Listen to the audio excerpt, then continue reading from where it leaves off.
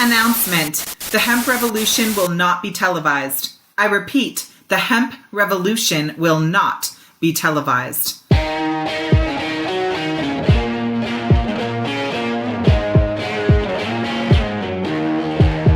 Welcome to the Hemp Revolution podcast, the global hotspot for the buzz and the cannabis.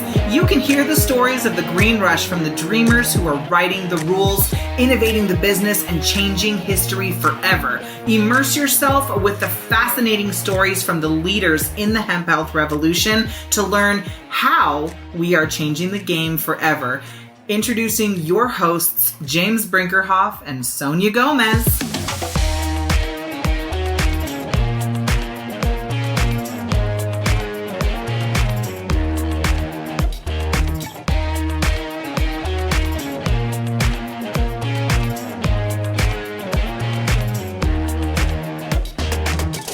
What's up, everybody? This is Sonia Gomez coming to you live from Denver, Colorado. And today we are talking to none other than David Klein, the inventor, the founder, the favorable kid treat inventor of the Jelly Belly Jelly Bean. He, like many, many others, are making their segue and making their mark into the CBD and hemp revolution. This is another rockstar episode of the Hemp Revolution podcast, where we are exploring the adventures of the Cannapreneurs and pioneers who are pushing this movement and this mission forward to bring the truth about hemp and cannabis to your doorstep so that you can make empowered decisions about how you want to treat yourself, the people that you love, and the conditions you may be suffering from. And if you are growing a business in this space, take notes, because we are about to dive into some pretty sweet treats when it comes to growing your business. David, thanks so much for being with us today.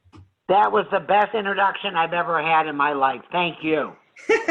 You're welcome. Okay. I love that word, Cannapreneur. I love that. I never really liked the word entrepreneur. I don't know why, but I like that Cannapreneur. Thank you. Well, I mean, it never fails me to hear incredible stories and people's transitions and, you know, the why behind the buy. Like, why did they buy into the CBD space? Why are they coming into this space? And there's usually some sort of incredible reason or story behind it. So before we dive into all of the cool things that you have done thus far to get to where you are, share with us a little bit about who you are and your background and what you're doing in this space now. Awesome. Okay. 1976, I had $800 to my name. No credit cards, not even a Diners Club card back then. And with $800, I started the Jelly Belly Jelly Bean. I was the founder of Jelly Belly Jelly Beans. They're my favorite things in the world. Thank you. It was an amazing ride. That lasted 4 years. The story behind it is available on our webpage, which is spectrumconfections.com. Or it's available also for free on Amazon Prime, where it's been on there for a couple of years now. We're going to put all of the links. It was on Netflix for a couple of years. Prior to that, it was on a documentary channel. It's appeared, our documentary, Candyman, the David Klein story, has appeared in festivals, film festivals, since the year 2010, all over the world. It was part of the Hot Docs, which is a great documentary festival in Toronto once a year. It was in the film festival in Utah. It was in Israel. It was in France. It was in Italy. I mean, this thing was at Puerto Rico. It was everywhere. And it's had an audience of millions of people, and we're very proud of it. My son and his wife were involved with it, as well as a gentleman from New Zealand who worked on Lord of the Rings, Costa Botes, as well as Jennifer and Bert Klein, my son and his wife. Man, this is so incredible. So is Jelly Belly a family business, a family-owned and family-run business, or what? Jelly Belly is owned by one man, Herm Rowland. We have not been involved with them since the year 1980. Okay. Okay. Actually, let me take that back. From 1980 to 2000, once a month they sent us a check. Would you consider that involvement? I mean, yes, but not. They don't. They don't. They think the last time I was involved with them was 1980. They forgot the 20 years they were paying us once a month. Perfect. Well, as long as they remember to send the check, they It can had forget nothing to do everything with me else. since 1980. Just Not exactly the truth, guys. I love it. Okay, so what have you been doing now? That's what I've been doing. I've been waiting 40 some odd years to get back into the jelly bean business. Can you imagine every morning of your life waking up and saying, I need to get back into the jelly bean business, and you're unable to for 40 some odd years until just a few years ago when we came up with the idea of introducing CBD into jelly beans, and we worked on the formula for over 2 years to finally perfect it. And we've been actually in the space. I like when people say the space. We've been in that space for, the English call it range. Did you know that? No. Do you ever hear anybody from English talking about what your range is? Oh, yes. Or also in South Africa, they use the same word. Probably other places too that had English influence. We've been in the range for about the past 6 months, and we love this industry. We love this industry. Ask me why we love this industry. Why do you love this industry, David? We just do. We really do. I'll tell you what we're getting tremendous gratification from. Obviously, we're not allowed to make any medical claims. Mm-hmm. Thank you, government. But we get calls from people all the time. Lady called me. She could not make a fist. She had a couple of our beans. Magic. A lady was in the doctor's office. They couldn't read her. Her blood pressure was off the chart. They couldn't even post. She went into the ladies' room. She had a couple of our beans in her purse. She took them. She walked right out. They were able to take. This CBD has so many possible benefits. I'm sure you're you've been in this space how long? So my husband and I have been in this space collaboratively, or collectively for about 35 years. His entry into this space came from being a teenager. He grew up in Aspen, Colorado. All throughout Colorado, his family was in the oil and gas industry, and he was sort of the black sheep of the family and was always preaching about organic gardening, planetary sustainability, eating healthy, so on and so forth, and really enjoyed using cannabis. Well, they, were... Say no more. They were not into it. And so he ended up leaving home really early, about 17, 18 years old, and going off to the Emerald Triangle to go to school and study with Paul Pitchford, who is one of the pioneers in holistic health and holistic medicine, and, found himself fully immersed in the cannabis culture of Humboldt County and made his way building his business by, acquiring real estate. I mean, really from the ground up. Started by hauling bags of soil down 1,000-foot ravines to grow cannabis in the middle of the, forest up there, and worked his way up to when Prop 215 was passed in California in 96. And at that time, he started to develop artisan farms, 5 to 25 acres with houses, greenhouses. He put all of the SOPs and strains and helped families build sustainable business, cultivating high quality product, and help them distribute it for the best price. And so he was very much on the business side. My journey with cannabis started as a patient. I was in a near fatal sporting accident, and it triggered this whole syndrome in my body that was similar to watching somebody get electrocuted by a cattle prod. And even though I spent tens of thousands of dollars and hours with the traditional medical system, I was getting worse and worse. At the peak of my illness, I was missing 3 out of 5 days of school. I was 100 pounds overweight, using 7 different medications, and, was really losing hope. And, David, when hear these stories, when conceptually you think, oh, you poor thing, like something's happening to you, but the worst of it was not what was happening to me.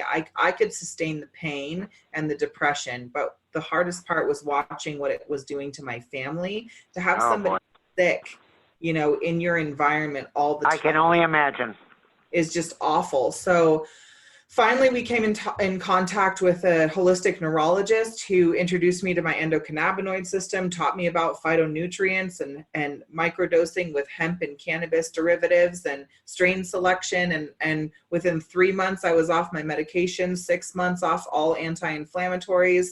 And within 9 months, had lost 97 pounds and became a public advocate for, cannabis and hemp health.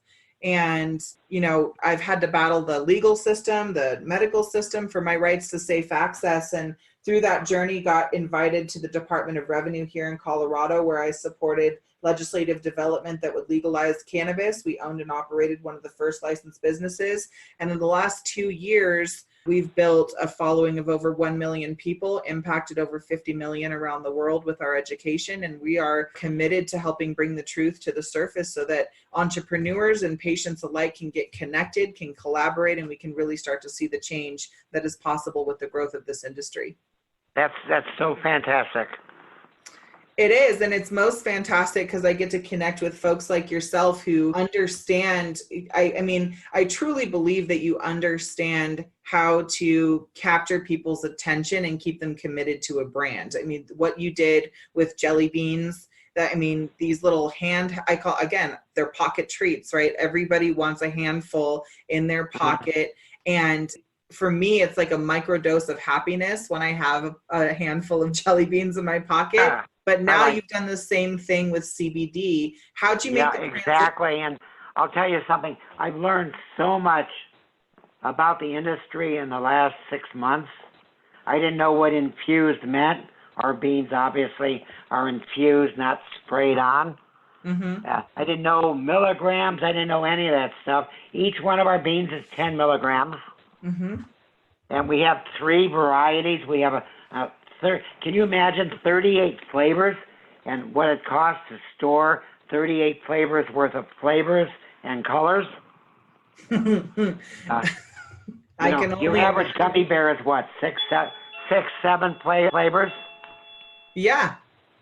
So we have 38 flavors assorted. We have 38 flavors sour, S-O-U-R, and we have 7 flavors sugar-free. So we're trying to hit every market, and we just feel so happy that we're in the CBD industry. We've had so much help from people that we can call day or night, ask them questions, and they're only happy to answer them. Well, what made you want to jump in? This is a far cry from, and you're coming from a generation where the stigma associated with, hemp and cannabis was not a favorable one. So Great question. We were in Colorado almost 3 years ago, and we were staying at a hotel there. I believe it was Colorado Springs. And Rebecca, my wife, fell down, took one of the nastiest falls you'd ever want to see in your life. Oh. And she was in tremendous pain. And we happened at that time to be going by one of the legal stores there. So I said, you know what? Let me go in there and see if I can find something that could help you. And I went in there, and she got almost immediate relief. It was an edible. I believe they were cookies. Don't remember the brand, but thank you, Cookie Company.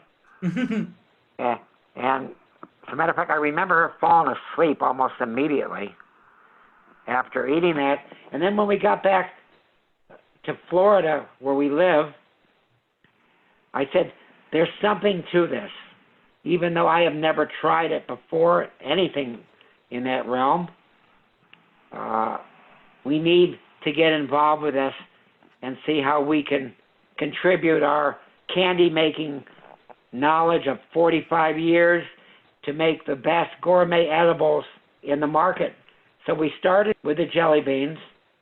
We were the subject of 1,214 different articles in the press, including High Times, Cannabis Now, Fortune Magazine, Forbes Magazine, Bloomberg, everywhere. We were on television, we were on the news, CBS, NBC, Fox. Overnight, we're nationwide. Not only are we nationwide now, we're selling our product worldwide. That's incredible. So it just happened overnight for you guys. I mean, it was an overnight success that took 40 some odd years. Yeah. And it was that. So your exit out of Jelly Bean. Let me just explain or understand that a little bit better. Did you have a non-compete when you sold the company, or was the contract to sell the company that I founded was in 1980. We had a 20-year non-compete clause, which never would have held up in court, by the way. You can't force somebody to not compete with you for 20 years. And because I signed it, and I knew right from the beginning that I could have challenged it in any court of law, I held to the initial contract.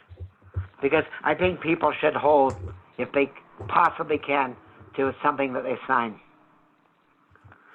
So that contract was up in the year 2000, and then we made other attempts to get back into the jelly bean business, which I love, and through various things that are going to be in our next documentary, we're working on Candyman Returns. People will be able to see what happened to me that kept me out of the industry for another 20 years. So David, we have a lot of people who are listening to this podcast right now who I call budding entrepreneurs, people who are looking at the industry. Perhaps they have some success in working, in a more traditional industry, or maybe they've already made the transition into the cannabis or hemp movement and are looking to grow and scale. Regardless of where they are at, whether they're considering their move in or already building their business, everybody is faced with inevitable challenges in growing their business. You have established a certain level of success in building a company that you are really passionate about. That's, I think, is something that a lot of entrepreneurs miss, is following a passion and a purpose, and they aim for profits. And I'm really curious to hear from you. What are some key things that a cannapreneur or a new budding entrepreneur should understand or should follow when they're starting or conceptualizing their business? That's a great question. It sounded like a 4-part question, but it wasn't. Okay. It was more of an explanation. It was a great question. Okay. What I would do if I were starting in this industry over, I mean, it was only 6 months ago, but here's what I would do. I would go to a place like Whole Foods. I'm sure you've been in Whole Foods. Have you? Okay, good. And I would spend about 2 hours there. I would take a shopping cart so that nobody would question what I was doing. And I would go, and I would go down aisle by aisle, literally stopping at every product that was there. And I would look at that product. Whole Foods probably at this moment does not have any items with CBD in it. Would you say that's correct? That are food? No, they definitely have CBD products in it, but with food? Not with food. They have it with, I was just going to say they have it in the nutritional section. Right. And it's only select locations. Okay, but I'm talking about food items. Yeah, no, not food items. Okay. I would look at all the food items there, whether it's ketchup, whatever it is, and I would say, what can we add CBD to that would improve this product? That would be the first thing I would do. I would come up with a very catchy name for the product. I would register the domain so that nobody else could claim that domain for that product. Probably could not get a federal trademark right now on any food product with CBD in it. So you'd have to wait for that. GW Pharmaceutical owns CBD. Yes, they do. We know that. And you know what? I don't understand that. There's a man that had hemp. He made hemp burgers. What's his last name? Rose? Do you know him? Yeah. Richard Rose? Mm-hmm. He made hemp burgers years ago.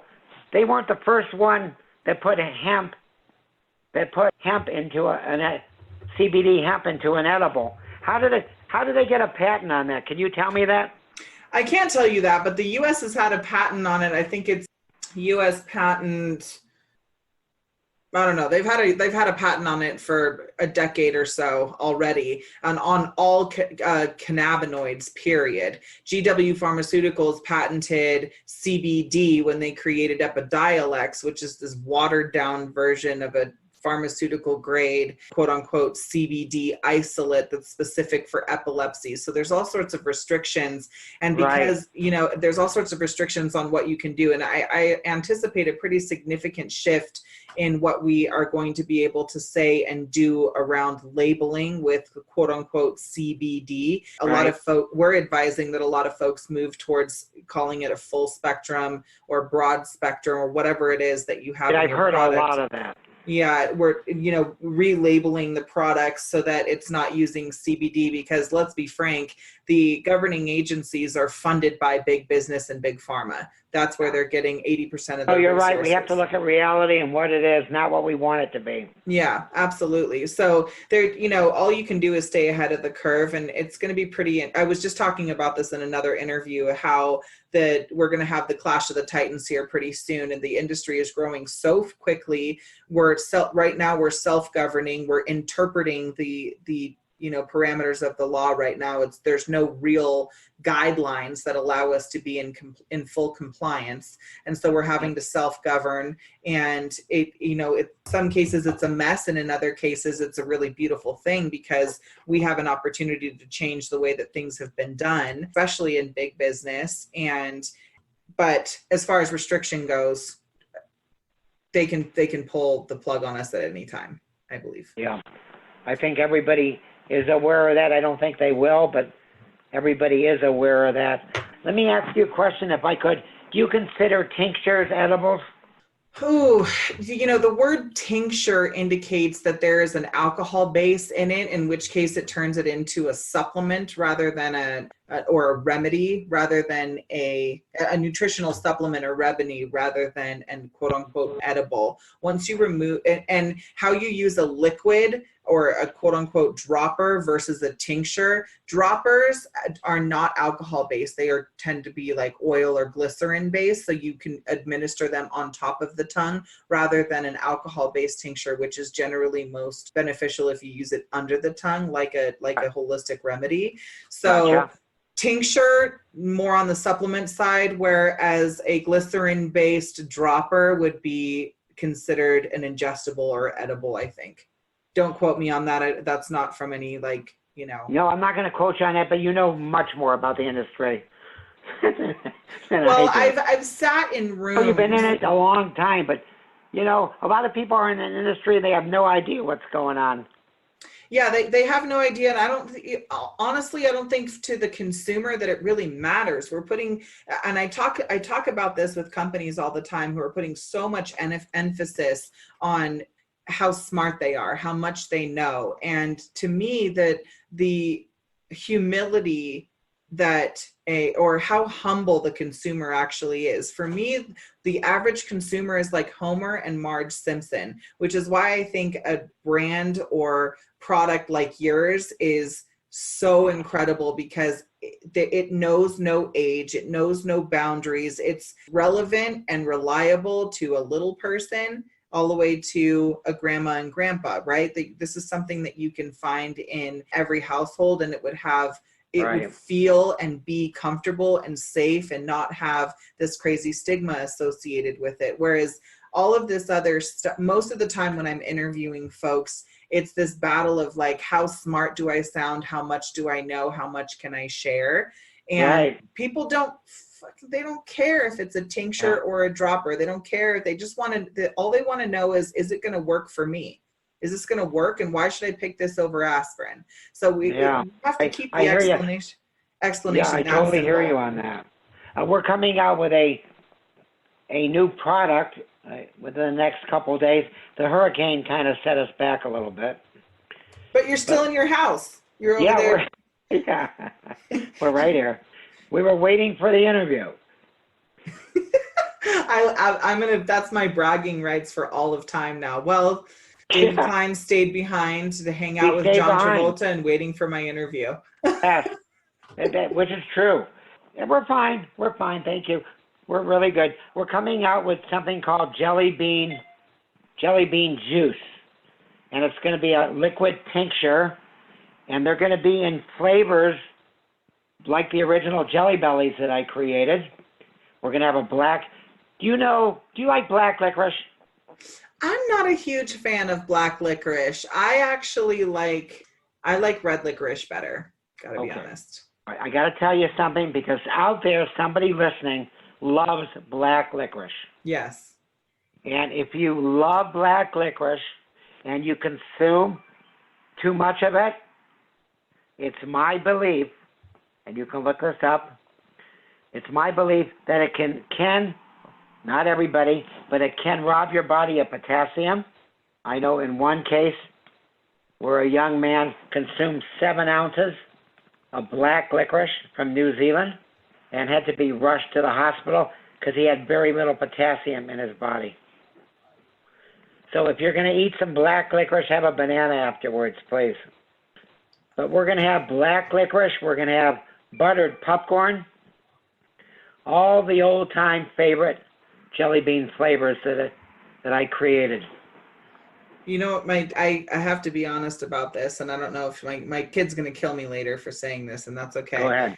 She's 2 years old, and we sat her down with one of those eggs full, on Easter, we sat her down with an Easter egg full of jelly beans, and she sat down on her grandma's couch, feet not even barely hitting the edge of the couch. And she sat there in her big old fluffy dress and just picked every single booger flavored jelly bean out. And I was, some kids pick out the strawberries, some kids pick out the limes, some like the cherry. I always go for like the lemonade one, I think. But she sat there and she picked out, and if the green one wasn't booger flavored, she'd spit it out and how cute that is. That's so cute. How adorable. She picked out every booger flavor. Is there going to be a booger flavored jelly juice? You know what? Probably not. But you know what? You never know.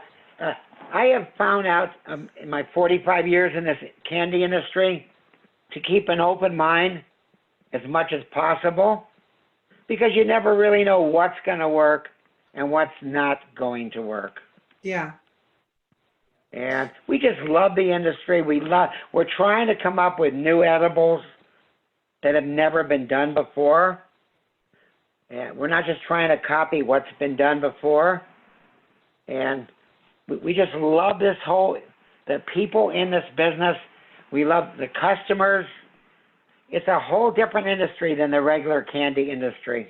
Yeah, absolutely. I completely agree with that. So, David, will you share with me a little bit about the journey of growing this incredible business? We know that the CBD space, as amazing as it is, it also comes with its own unique set of challenges. No matter how big or small or how significant or established or prepared an entrepreneur is when they come into this space, almost none of them are prepared to troubleshoot through the challenges that are only unique to this industry. For instance, banking, advertising, marketing. And I understand that with your history, maybe some of these were not such a big challenge, but what were some of the hiccups in your years of preparation to make your entry back into this space? What were some of the challenges that you faced? Great question. The marketing was the easy part. I called up, our first article was in Cannabis Now. Yeah. Our second was nice lady, very nice lady from High Times, Sharon Letts. And they said, yeah, this sounds very interesting. You're the guy that founded Jelly Bellies? And I said, yes, I am. And they said, well, when can we do an interview? And I said, immediately. And then it just spread from there.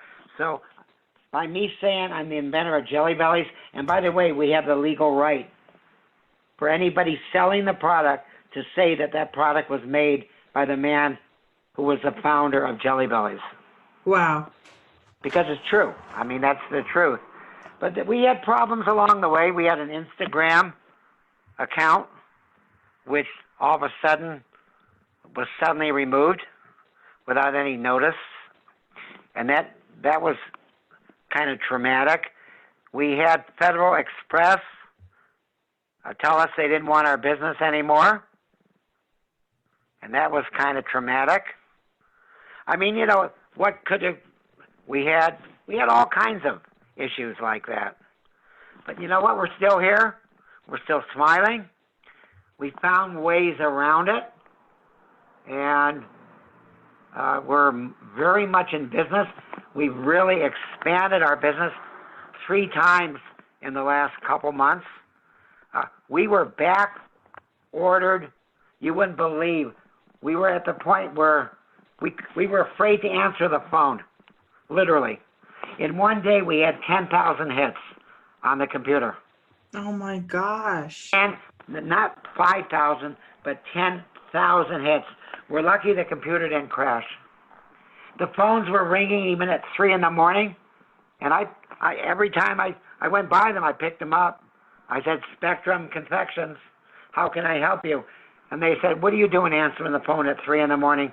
I said, because I love talking to people, and I love this business. And the people thought I was crazy. They thought I was joking when I said I'm the man who invented Jelly Bellies. And how did you invent Jelly Bellies? Can you take me back into the lab? I mean, how did you come up with those little perfectly textured nuggets? Okay. I always loved jelly beans throughout my whole life. As I was going to law school, as I was walking on 6th Street, there was a store there by the name of Alan Wirtz Confections, right before you got to Vermont. You familiar at all with that area? Slightly, not as much as I'd like to be, but slightly. Okay. So I went in there, and they had a $2 package of jelly beans, and I bought them, and I started eating them on my way to law school. It was about 11 o'clock in the morning. And I said to myself, this is a product right here that's universally recognized. Everybody knows what a jelly bean is, just like everybody knows what a gummy bear is. By the way, gummy bears are one of the best-selling edibles on the market, and our product can ship anywhere in the world without melting down because there's no gelatin in a jelly bean. Most people think there's gelatin in a jelly bean. There's no gelatin in our jelly bean. And because we have 38 flavors and it can ship anywhere, it's really it has a lot of advantages. So anyway, here I am eating the jelly beans and thinking to myself, someday, and not the too far distant future, and it was about 4 years later, I said, I'm going to create a jelly bean. And then when I was talking to a buddy of mine on the phone, we were talking about business. It helps when you have a business that you're starting to talk to other people about what you're going to be doing and run ideas off of each other. And I said, I think I'm going to open up. Happy Days was on. It was a Thursday night at 8 o'clock. Rebecca, my wife, was breastfeeding our youngster at La Leche League. And, well, I was watching Happy Days while she was gone, and I was talking to a buddy of mine. It was about 8:15 at night, and I said, I think I'm going to open up a jelly bean store. And he said, what do you mean, a jelly bean store? Nobody's ever done that before. I said, that's reason enough to do it. He said, are you going to be carrying jawbreakers, licorice ropes, things like that? I said, no, I don't think so. That would take away the uniqueness of it. I said, just a jelly bean store. So I came up with the name Jelly Belly. It was inspired by Lead Belly. Lead Belly was a singer, and I heard his name once on Sanford and Son. They talked about Lead Belly, and that name stuck in my Red Fox was on the star of Sanford and Son, and that name stuck in my brain until I needed to come up the belly part, Lead Belly. And I later found out he went to jail. It was either for murder or attempted murder. So Jelly Belly was actually named, and the name was inspired by a man who went to jail for a long time, which I find kind of interesting. And wait, where was I prior to that? What did you ask me? My question was, take me back to the lab and how you got how did Jelly Belly even come about? Okay, so I had to find a store to sell them at. I was in the wholesale nut business back then. I started with walnuts halves and pieces, 25-pound cases, amber light walnuts, halves and pieces. And for 3 months, I only had walnuts to sell. And then slowly but surely, I added almonds, or as they're pronounced in Chico, almonds. They pronounce them almonds there for some reason. You know anybody in Chico? No. Okay. And then I started adding cashews. Do you know why you've never seen a cashew in a shell? Why? The sac has some kind of poison in it, so you cannot sell it in the shell. Whoa, so I didn't know that. Yeah, most people don't. So I started selling Famous Amos, his pecans, or as he pronounces them, pecans. And I started selling him for his chocolate chip cookies. I went into his first store, which was at the corner of Sunset and Formosa. And I walked in, and I said, who buys your pecans here? And they sent me into a man by the name of Sid Ross, whose wife I went to high school with, just out of random curiosity like that. And anyway, I said to him, I would like to supply you with the best pecans in the whole world, out of the shell, 30-pound case from Nut Tree, and somewhere in Georgia. And he said, let me see a sample. Always, when you're pitching somebody, have the product with you. Actually, it's best to bring in a whole case. When I went to Farmer's Market to show them the walnuts, I went to the man there that owned the biggest candy store there, Carson Ross.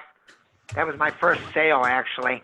And I said to him, I've got fantastic walnuts. They're new crop. It's nice if you have new crop when you're showing the walnuts, especially if the price has gone down from the old crop. And the old crop walnuts were around $1.45 a pound. I was able to sell him the new crop because there was a huge crop that year. Most people don't realize there's only one crop a year on nuts.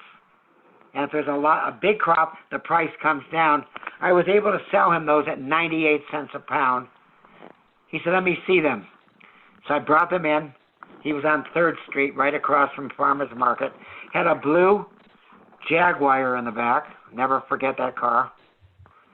And he took a handful out of the box, and he took them to his nose and sniffed them.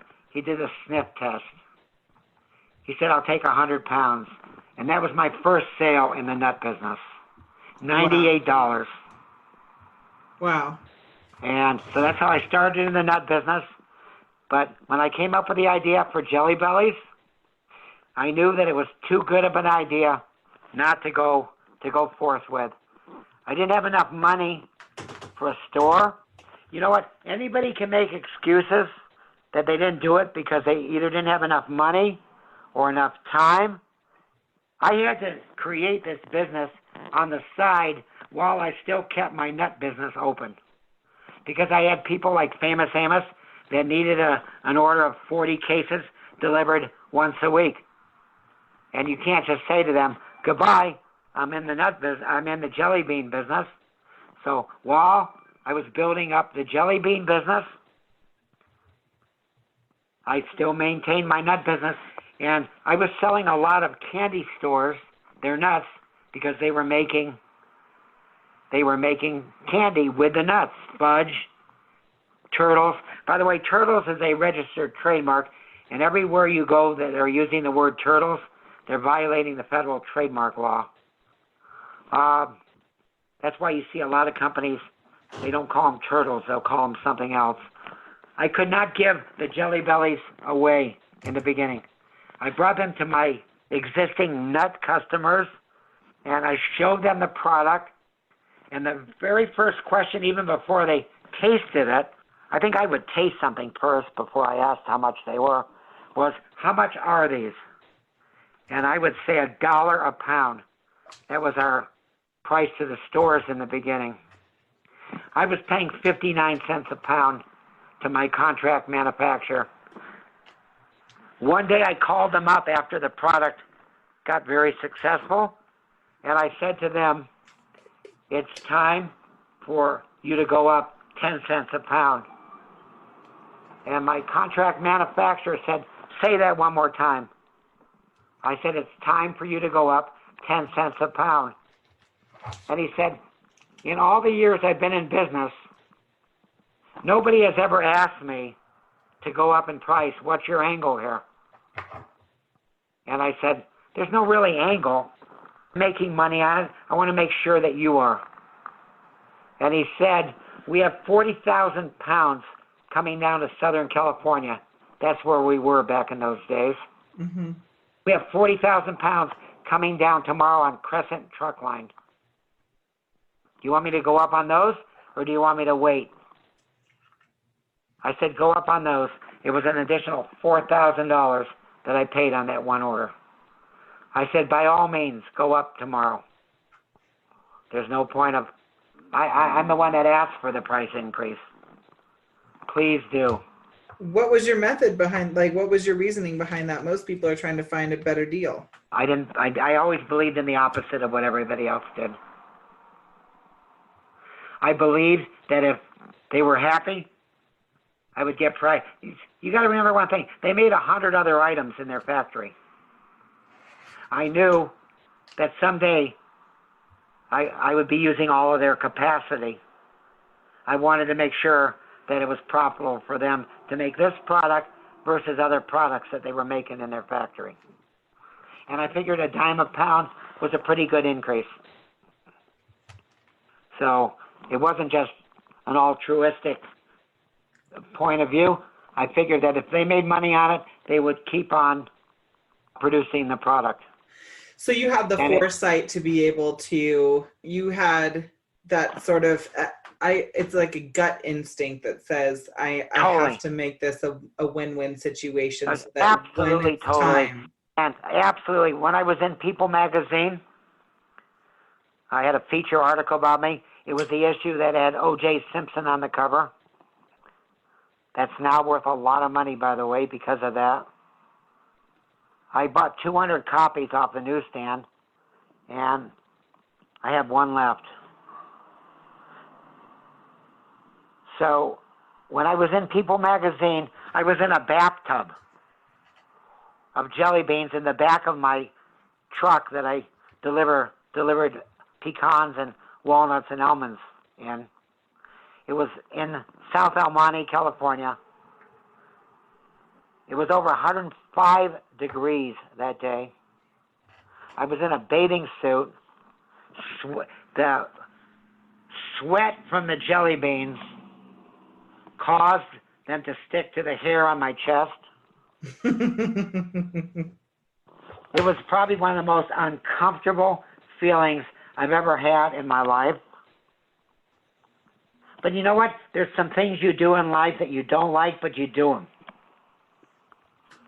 And when the owner of my contract manufacturer, who was called Herman Golitz back in those days, when he went to the newsstand along with his sales manager, Richard Schaefer, and picked up a copy of that People magazine article, he turned to Rich, who, by the way, is a very good friend of mine even today, and he said to Rich, David has just ruined the company. He has just ruined the company by posing like this, half naked. Okay?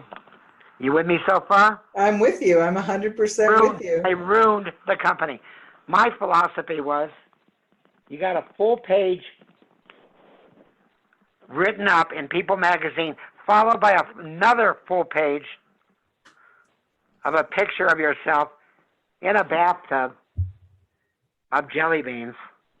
That's not ruining the company. Anyway, he told him, here's what I need you to do tomorrow.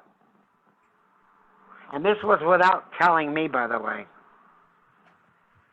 By the way, very few people know this. I would say less than a handful. He told him, go ahead.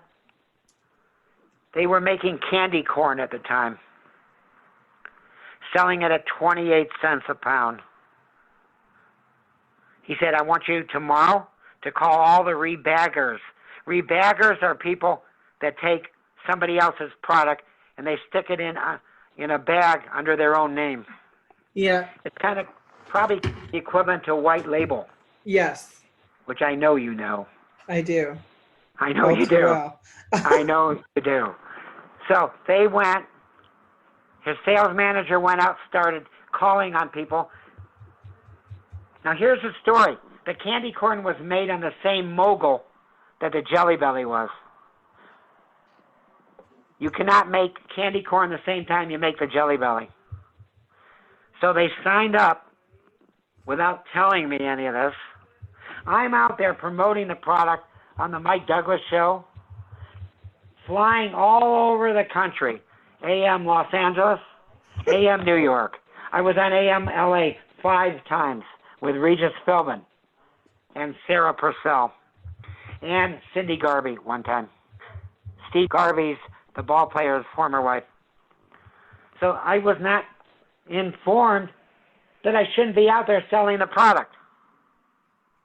Meanwhile, I'm taking orders from everybody because of all the publicity I generated, and I'm wondering why the orders aren't being filled. It was probably one of the worst episodes of my life, promising people product, not knowing why the factory is not making it, and then having those customers think that I'm favoring somebody else when I'm just literally taking them on the order that they came in. It was a terrible, terrible experience. And then based upon that experience, I decided in my mind I would never rely on a contract manufacturer again if I could help it. I don't know if you've ever seen cookie and cream malt balls or mint cookie and cream malt balls. Have you? Yeah. Yep. I created that product. I called up the company and over the phone, and I said, I want you to make for me a new malt ball. In those days, I never did anything with contracts with anybody. I trusted people. Yeah. So I never really did anything with contracts. We're talking about the late 1970s, early 1980s. Yeah. So I called a company that made the malt balls, and I said, I want you guys to make me a cookie and cream malt ball. I want it made with Oreo cookies. And I want a mint cookie and cream malt ball. And you guys can market them. I want to market them myself. But every pound, I want 17 cents a pound royalty. And the owner said, the sales manager said, sounds great. We're going to do it. It was a sales manager. And every month I got a check from them. Every single month I got a check, 17 cents a pound. One month I didn't get anything. So I figured, they were late paying. They didn't have the money. Who knows? Second month, nothing. Nothing in the mail. Third month, I decided to call them. And I said to him, I did not get a check this month. What's going on? Well, you're not going to get it anymore. Okay? How do you figure that? He said, well, the man you made the deal with is not here anymore. I said, okay. The man that I made a deal with is not there anymore. You signed the check.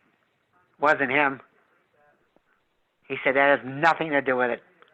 You're not going to get a penny anymore. So it was that lesson plus the jelly belly lesson. I decided we needed to control our own destiny, if at all possible. So all the people out there that are thinking about having somebody make the product, either have it in writing with them in the form of a contract, spend $1,000 if you have to an attorney or whatever it's going to run. An attorney probably won't do it for $1,000, probably $1,500, and have that thing in a contract, because if the product gets very, very successful, nothing's really preventing them from, one, going up in price to you and saying that their costs have gone up.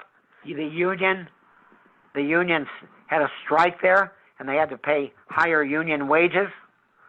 There are a million excuses to raise prices.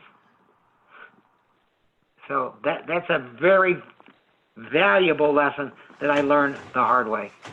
I absolutely love that you just went into the detail around that, because it's hard for somebody like me who sits on the peripheral but advises through the challenges to articulate the importance of managing or stabilizing your supply chain. I mean, owning the process from soil to sale is your ideal situation to be a fully vertical integrated company. But a lot of entrepreneurs are not in the space where they can invest that heavily in each one of the facets of their business to make it run that way. So what are ideal situation is having a contractual agreement with a manufacturer that you can trust to deliver the quality and quantity of product when you need it. So very nicely said. That's really important. Another thing, if they're trying to establish a product, come up with a name that's a catchy name that hopefully doesn't have, you don't want it to have 10 names in it, unless it's like, gee, your hair smells delicious or something like that. Have it preferably 2 words, like jelly belly. And it would be nice if it rhymed. And a name that you can get a domain on is very important. A name that's also available on Instagram. Have you heard of Instagram kicking other people off? I have heard of Instagram kicking other people off. I have heard of that. Yeah, but they don't kick everybody off. What's their criteria for kicking somebody off? I don't know. I wish I did know that, because it's quite random. Same thing with Facebook. It's like, they're like, and I don't mean to be sexist at all, but they're like women who are PMSing. They just have mood swings, and all of a sudden you're exiled, and then you have to go through this whole crazy appeal process. And wow. it's a frustrating. Have you known anybody to get back in with them?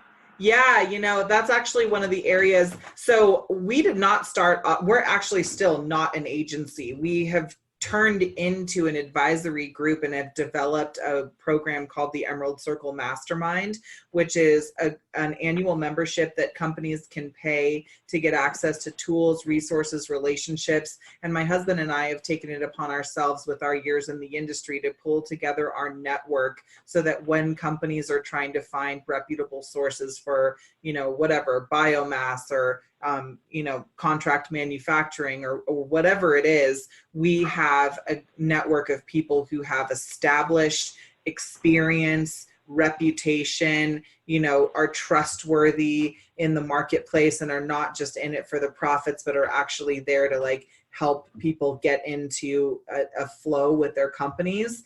So through this process, I love that. I really, really love that.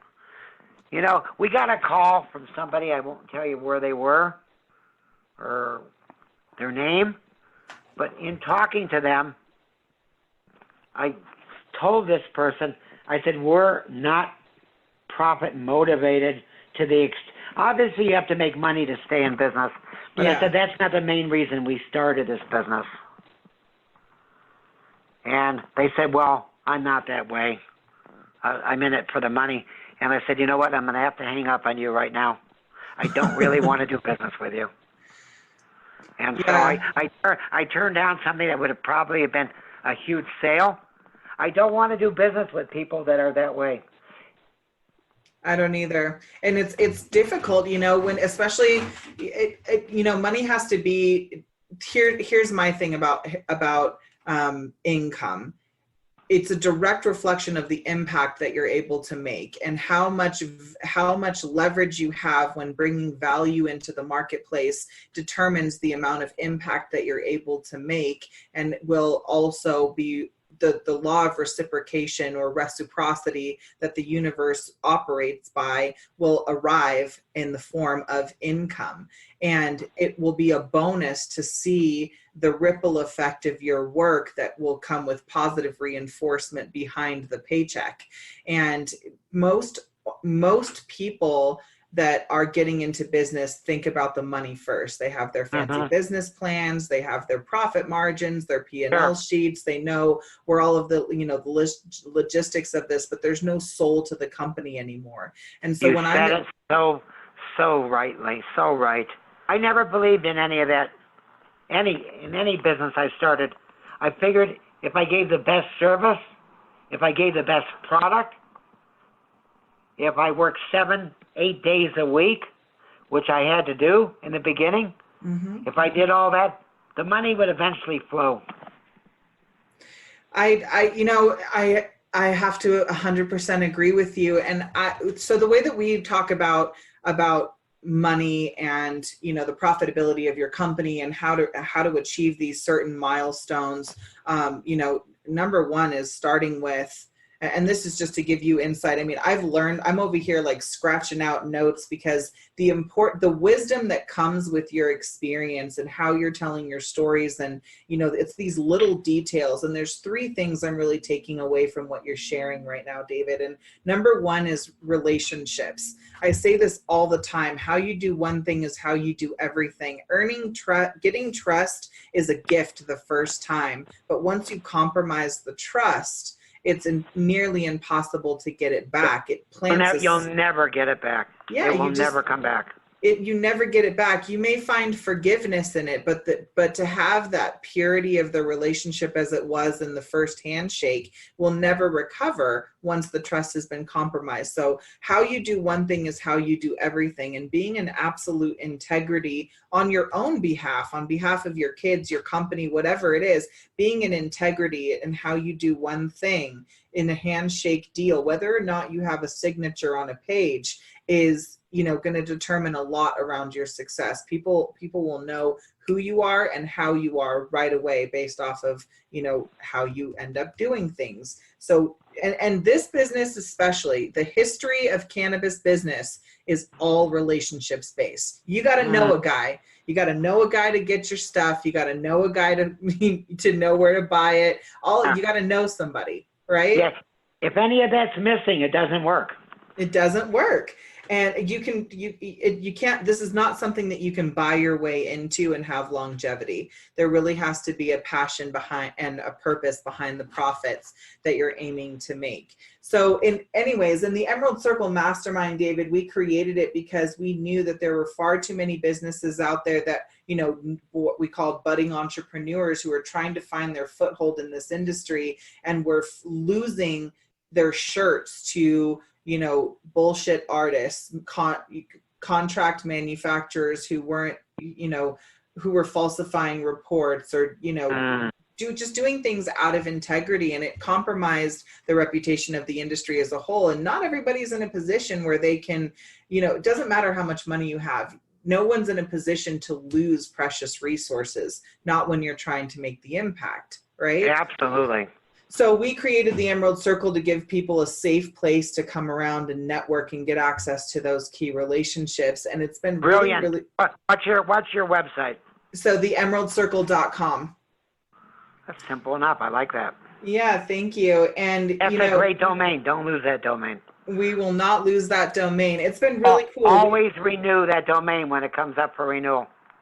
We will. It's been really cool experience, you know, because again, what I was saying was we didn't start out as an advisory company. We didn't start out as, we're still not an agency, but because we have the captivated audience, this huge consumer audience, and marketing and advertising has been such a challenge for the people in this industry, we started to vet out these companies to make sure that they were operating at a level that we could get behind. And we started to discover that even if we did send them, you know, 1 million clicks or 1,000 clicks or whatever, they didn't have what they needed in place to receive that kind of traffic or exposure. So we started to get them, you know, you need a sales funnel or a website or a domain or whatever it was that they needed to fully benefit from what we had to share with them. You know, we started to put those things in place, and it just naturally evolved. And I share with my members all the time, come to the table wondering how to solve a problem instead of how to get the profits. Can you put that somewhere on the wall where everybody can look at that once a day?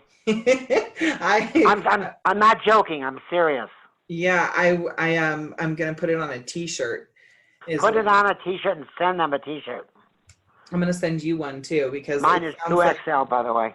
It sounds like we have a lot in common around the mentality. You know, I say this you cannot buy your way into success. Eventually, there'll be too many holes in the fabric for you to fall through if you operate outside of this. And so the things that I share with them is have a passion and have a purpose, and the profits will come from those things. Be socially and economically responsible to your community and to your family, because that's where legacy is created. No matter how much money you make, the legacy that you leave behind will show in the way that your children and grandchildren duplicate your results. And I love that.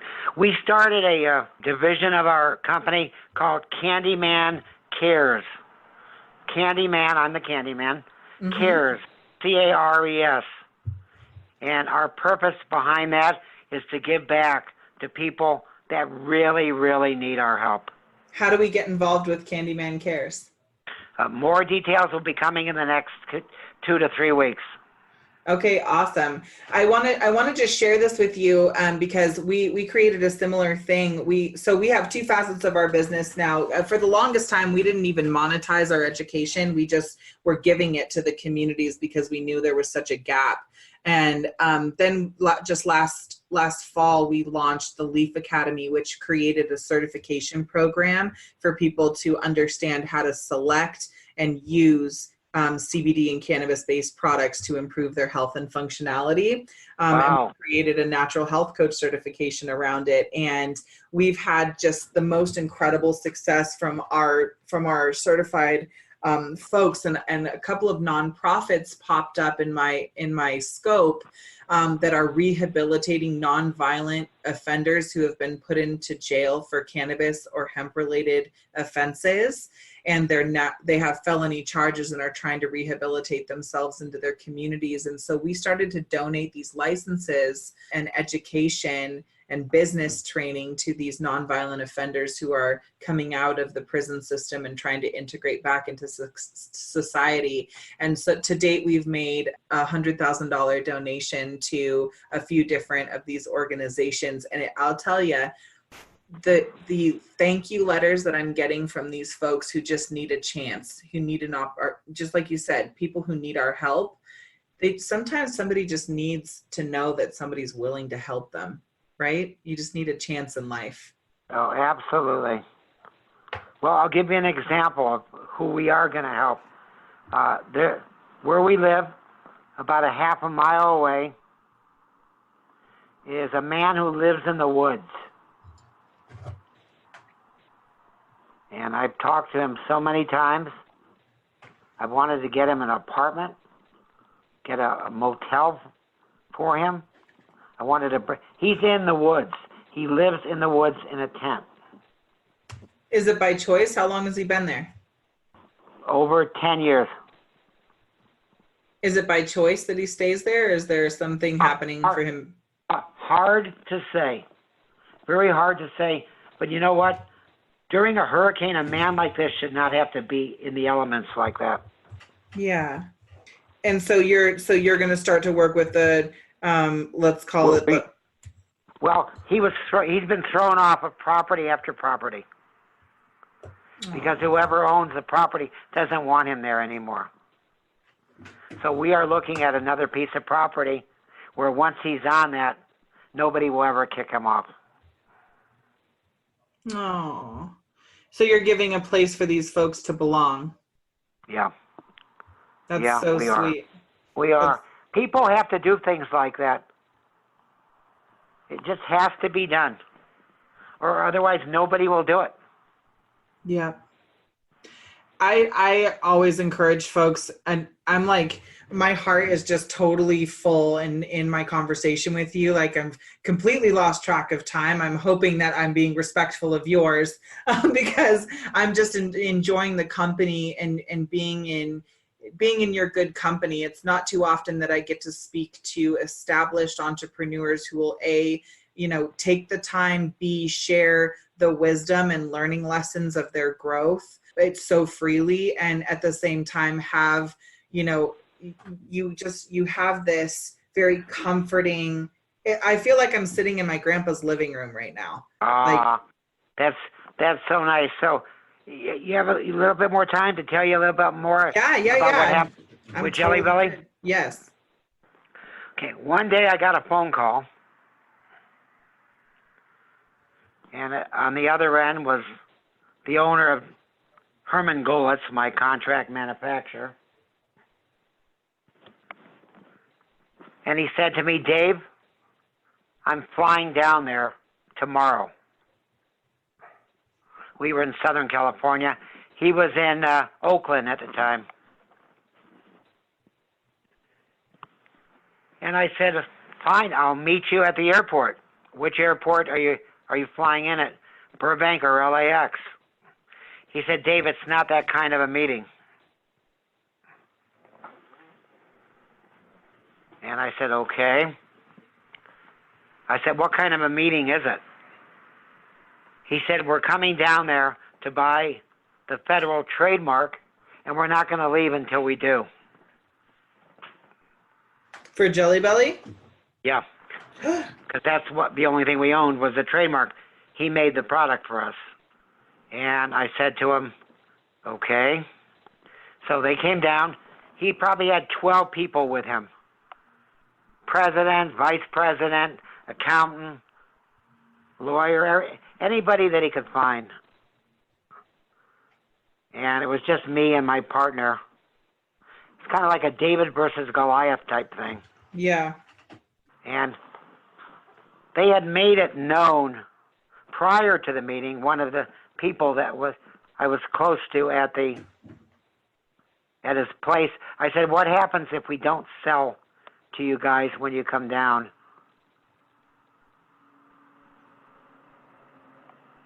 And he told me that if we didn't sell, that they were going to go back to Oakland, change the name from Jelly Belly to another name, cut me out of the picture completely, never make another bean for me.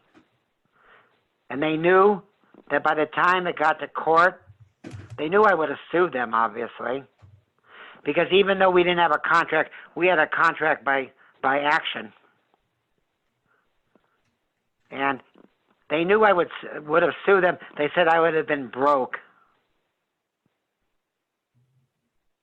by the time it got to court, which is so sad how long it takes to get to court. I hope you never had the experience of having to get to federal court. I hope I never have that experience either, but I'll tell you what, I had this taught me my learning lesson well enough. I was renting, it was the first time I was moving in with my boyfriend because I was much more conservative than many of my friends. I didn't want to move in until I was engaged. And we're moving into this place. We lived there for a year. The landlord was just awful. And when we decided to move out, like when we went to renew our lease to stay there, he raised the rent $1,000. So we were like, okay. $1,000 a month? Yeah. That's crazy. I know. Who in their right mind does that? I know. So we were like, okay, we're just going to move out. And so we moved out, and we had 24 hours still to get out. I had left like some items in the kitchen, and I had left some, just random stuff in the house to go and clean out the next day before the cleaning ladies were coming in. And he had come in that 24-hour period, changed the locks, locked everything down, demolished the kitchen, taken pictures and submit in 24 hours and submitted it to court and sued us saying that we left the house in ill repair and destroyed private property. What a creep. Such a creep. So he sued us for $15,000. It's still on my credit. It's like the most incredible thing ever. And so I told my husband, I'm like, I'm like mortified, right? I never want to do anything that gets me sued again. And he was over there wearing he was like a badge of pride. He's like, every successful entrepreneur gets sued 3 times in their career. I would say minimum of 3. We had a situation similar to that. When I created the Jelly Belly, founded the Jelly Belly, we were living in a rented home, $300 a month in Temple City on Sparklet Avenue. And after Jelly Belly came along, we had a little son, Bert, who went on to be the producer or director. I always get mixed up, the producer, director, I don't know, of Candyman. And so my wife said, we really, and I knew the man that owned the home would spring for it. So I said, let's just put it in. So we put in carpet. And then, you know how you put carpet in and then you need drapes because of the carpet? Yeah. So we put in at our own expense, we put in drapes. And then she said, the kitchen linoleum needs an update. So we did that. And then we did an update in the bathroom. In those days, we probably spent between $8,000 and $10,000. The landlord came into our house one day, and he looked around. He said, "You've done miraculous things here. This is fantastic." He had the nerve to call me the next day and said, the place looked too nice for $300. He went up to $350. Oh my God. And then when we moved, he called me up. He said, you did some damage to my raspberry bushes or whatever they are, plants, I don't know what they are. He said, I think you're going to have to send me some money. And I said, how much are you looking for? He said, $50.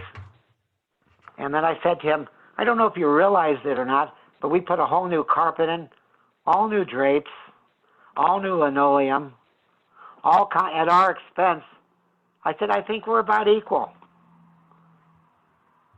And he didn't know what to say. And I said, have a good day. So we've had similar experiences with landlords.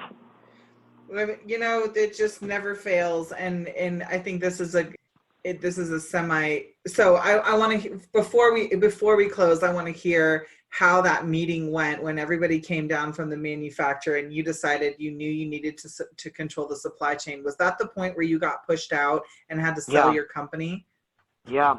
Here's what happened. We were sitting around a table, huge table,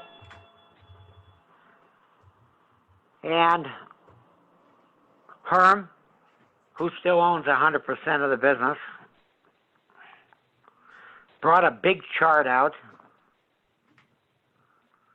and he was hiding the front part of it. And he said, Dave, how much money do you think I have invested business-wise in Jelly Belly as of this moment? So I gave him a figure, and then he turned the poster board around. I was within $5,000 of the figure that was on there. Wow. And he said, pretty good. I said, I know what you've invested in this, Herm, but I've invested day and night, traveling all around the country, not being able to spend time with my kids, my family, staying at strange hotels around the country, flying, which I hate doing. All this has been to promote the Jelly Belly name. And anyway, what they came up with was the craziest plan anybody in their right mind could even come up with. They kept things at the status quo of paying us what we were making at that point in terms of future royalties with no growth ahead. There was a cap at 120,000 pounds per month at 17 cents a pound. And once that point was reached, which would be probably at the fourth or fifth day of production, the rest of the month was all theirs. And my hands were tied at that moment. A lot of people said, well, why didn't you go somewhere else and have them make the bean for you? At that point, there were only 2 or 3 other manufacturers that were capable of supplying me with a quality. If you have one product, you can't suddenly substitute a lower quality product. And there was nobody at that time that had the technology or the capabilities of supplying. See, when I requested my parameters for making the product, I wanted one to be flavored on the inside as well as the shell, because I wanted to do something differently.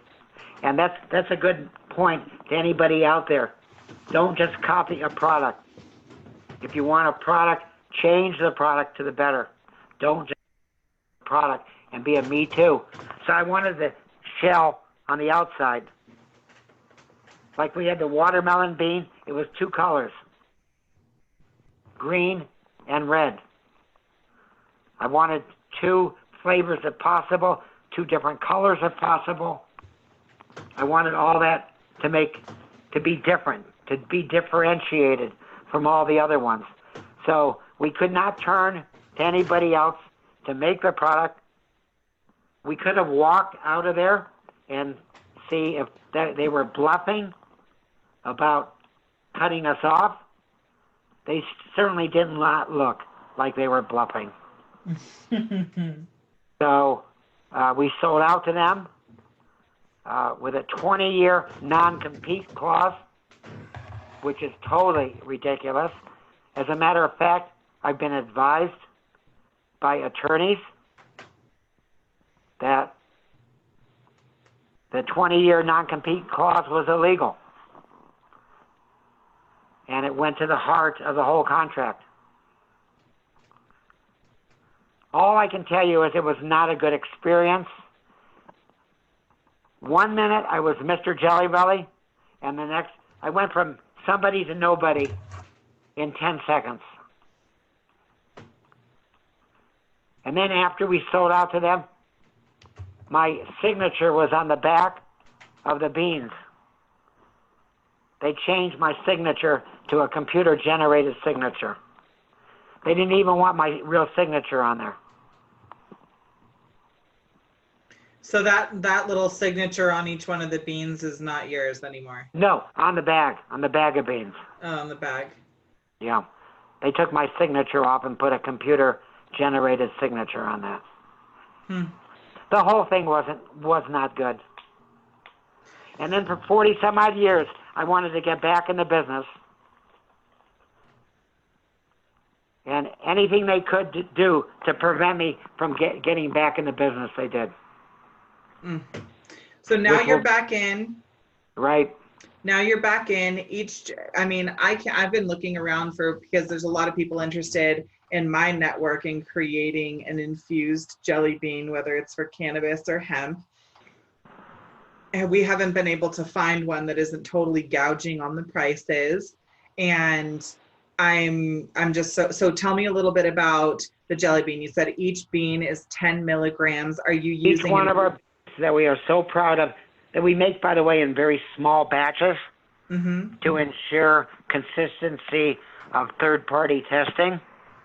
We don't make like 100,000 pounds like gummy bears do.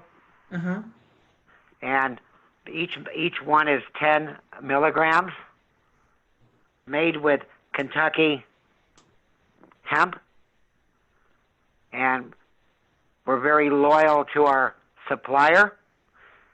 Not a day goes by that somebody tries to give us a better price than they're charging us, and we're trying to be loyal because they took a shot with us in the beginning.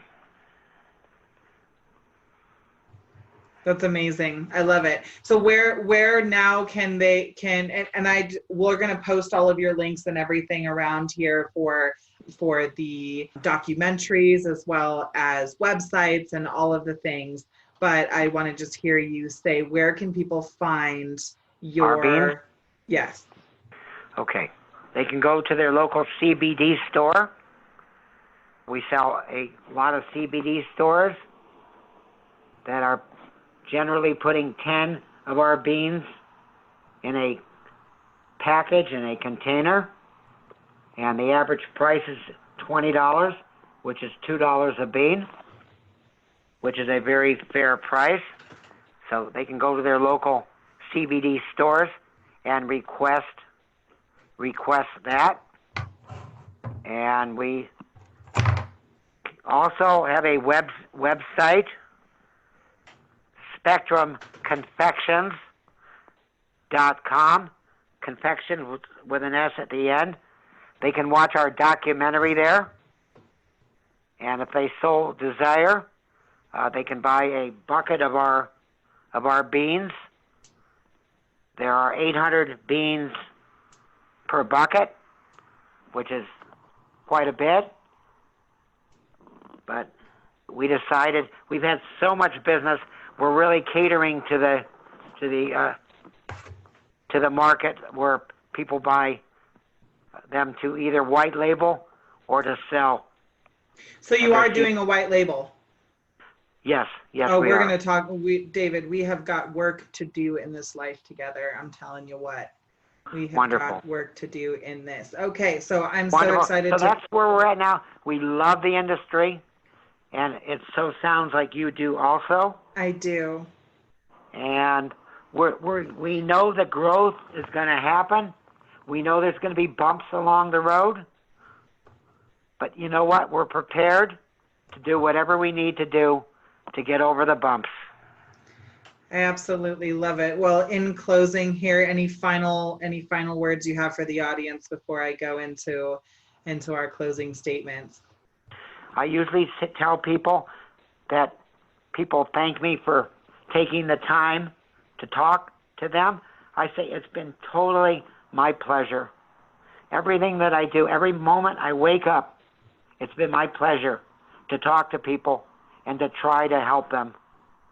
never making any medical claims along the way, but to try to give them the benefit of what I think our product, you know what I say to them? I say the worst that can happen to you taking our product is you'll have some very good tasting jelly beans. We make no guarantees. Everybody's body is different, but that's the worst that can happen to you. And we're just trying to be good people, good citizens, and we're just trying to always, you can never rest on your product or your product line. We're trying to come out with other innovative products. We're trying to always improve our products. And you can't stand still in this industry. You got to keep on moving, otherwise you're going to be run over. Spoken like a true king. Thank you so much. I really appreciate it. And it's also my pleasure to be able to share this incredible time with you and to hear your journey and story of everything that you've gone through to build just a mainstream business, and how you're entering into this space is absolutely incredible. I can't wait to do some more work with you. Now that I know that you are white labeling and you're doing bulk orders, you and I are going to become very close friends. I'm so excited about it. Sounds good. Make every day a good one. Yes, absolutely. So just in closing here, for those of you who have tuned into the Hemp Revolution podcast, this is an incredible opportunity for you guys to do some of that deep dive and self-exploration on why you do what you do, for whom you do it. When you're considering how you are growing your business, I want you to focus on who you are serving. What problems do they have? What are you serving them with, and how will that help give them and provide the solution that they are looking for? When do you want to bring your product to market, or when do you want to run that next promotion? And how do you want to do that? How do you want to bring it into the eye of the consumer? Are you going to do that digitally? Are you going to do that on the ground? How are you going to be building your company? And most important, the governing rule of all things is why. What is your passion? What is your purpose? And why do you want to continue to serve people at the highest level with your products and services? Understanding these formulas and understanding each one of these facets of your company will help you to streamline the way that you grow. And remember, how you do one thing is how you do everything. Check us out at theemeraldcircle.com if you want more information on how you can enter into or grow and scale your business sustainably and quickly in the cannabis and hemp movement. If you are a patient looking for products, check us out at the medicalsecrets.com website. I'm your host, Sonia Gomez, and this is the Hemp Revolution. We'll see you on our next show.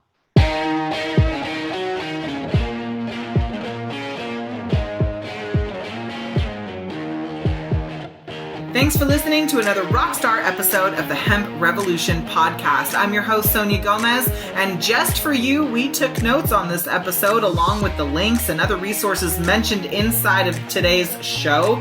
Get them for free right now by going to theemeraldcircle.com. Now, if you want more on this, please subscribe to the show on Apple Podcast or wherever you like to listen, and you will be automatically entered in to our monthly giveaway where you can get swag bags, all kinds of cool gifts and discounts from our guests, and exclusive offers that are only mentioned right here in the Hemp Revolution podcast. I can't wait for you to share this with your friends. With your help, we've been able to impact millions of people's lives around the world with the truth about hemp and cannabis. And we know that you love us so much that you're going to leave a review and rate us right now on your favorite platform to absorb content just like this. Now, we challenge you to dream big and love the life that you live. Thanks so much, and we hope to see you on our next episode of the Hemp Revolution podcast. Ciao for now.